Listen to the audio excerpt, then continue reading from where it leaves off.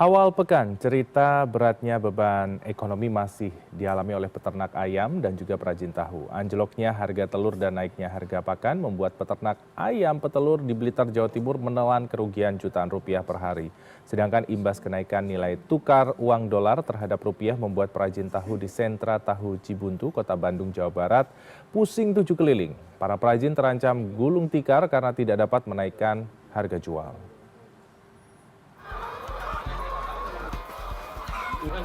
Iya.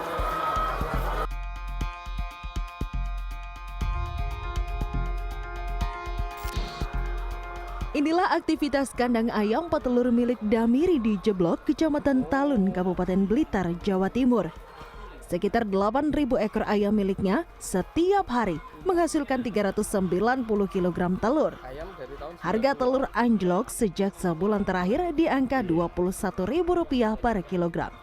Sementara untuk harga normal dan peternak impas dengan modal berada di angka Rp24.000 per kilogram. Damiri salah satunya. Ia dan mayoritas peternak skala mikro lainnya merugi Rp3.000 per kilonya. Jika hasil panen setiap hari sekitar 390 kg, kerugian yang diderita sekitar Rp1.170.000 per hari. Kondisi ini diperburuk dengan naiknya harga pakan, termasuk jagung sebagai bahan utama pakan. Damiri masih berusaha bertahan di tengah anjloknya harga dan kerugian yang diderita. Untuk mengakali kerugian, Damiri memberikan pakan hasil oplosan dengan jagung subsidi pemerintah. Namun jika harga tak kembali naik, gulung tikar menjadi ancaman peternak ayam petelur di Kabupaten Blitar. Ya sementara ini jualnya tetap Harga itu. ini harga yang ikuti ini karena, Berarti rugi. iya. Ruginya sampai berapa? Ya sekarang ya hampir 3.000 ya sekarang per Situasi yang belum nyaman juga terekam di sentra tahu Cibuntu, Kota Bandung, Jawa Barat. Di sini terdapat 140 perajin yang memproduksi tahu dan tempe. Namun kini harga kacang kedelai sebagai bahan baku utama yang semakin mahal, imbas melemahnya nilai tukar rupiah terhadap mata uang dolar. Kedelai yang dipakai perajin adalah impor dari Amerika dan Kanada. Salah satu penjual kacang di Cibuntu mengaku setiap harinya mampu menjual kedelai hingga 9 ton untuk memenuhi kebutuhan perajin.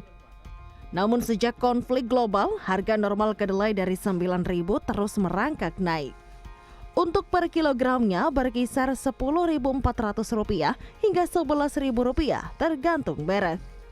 Bahkan banyak perajin yang mengurangi jumlah produksi untuk tetap bisa bertahan. Semoga dolar jadi turun lagi ya karena biar ekonomi di Indonesia ini khususnya untuk kacang gitu ya meningkat lagi. Terus kasihan juga pada konsumen kacang yang pakai kacang sekarang biar produksian mereka terus meningkat lah atau enggak seenggaknya normal dulu lah, paling gitu aja sih.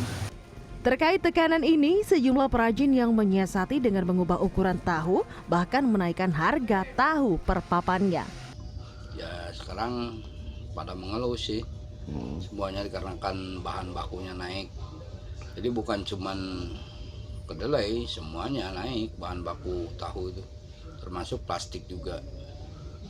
Plastik, terus Plastik ya, plastik, kedelai, ya yang lain-lainnya. bahan kunyit.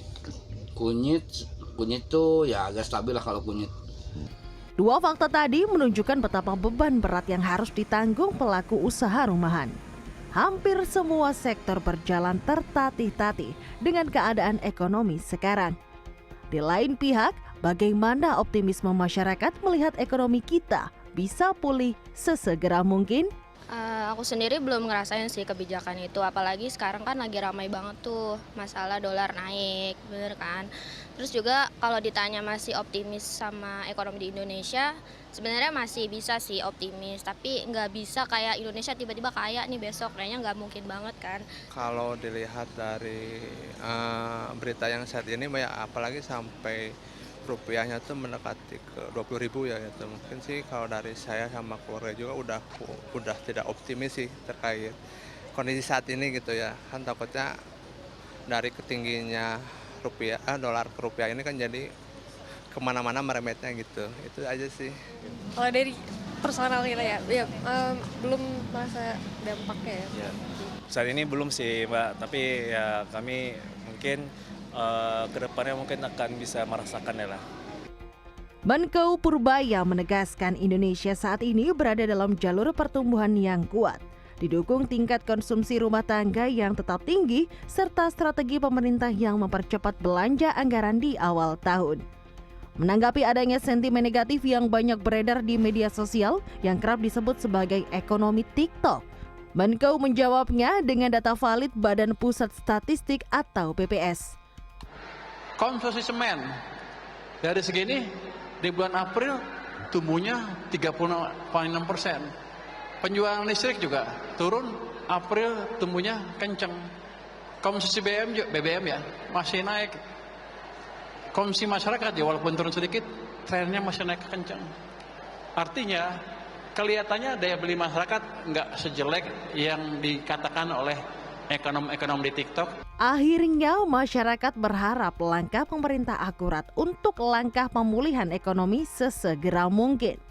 Mahalnya harga kebutuhan pokok sudah sangat memberatkan, terutama masyarakat menengah ke bawah yang tak tahu kini harus berbuat apa.